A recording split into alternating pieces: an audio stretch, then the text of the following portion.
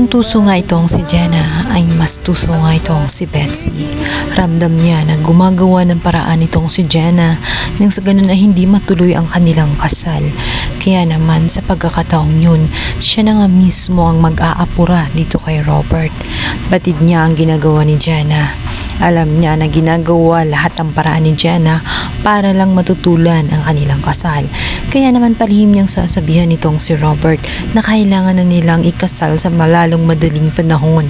Kaya naman kinaladkad niya ito at walang nakakaalam kung saan ang kanilang reception. Samantala, unti-unti na nga makakapagsalita si Tita Connie at dito'y susubukan niyang isasalaysay kung anong totoong nangyari kung bakit siya na-stroke.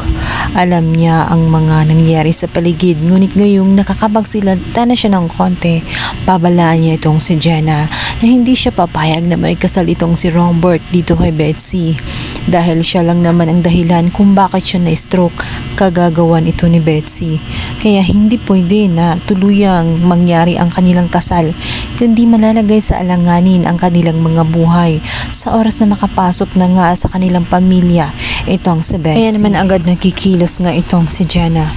Napansin niya na wala nga si Betsy at itong si Robert.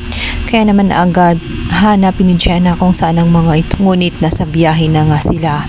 Walang sumasagot dahil nagmamaneho nga ang kanyang ama.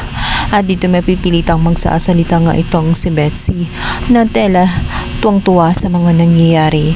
Ngayon ay matutuloy ang kanilang kasal at wala na umano nga hadlang sapagkat sila lang may alam kung saan ang reception. Huli na nga ba ang lahat para pigilan pa ni Jenna ang kanyang ama para pakasalan itong si Betsy sapagkat tuluyan na nga ang napapirma ni Betsy ang kanyang ama si Robert at tuluyan na nga ba siyang maging father's wife niya.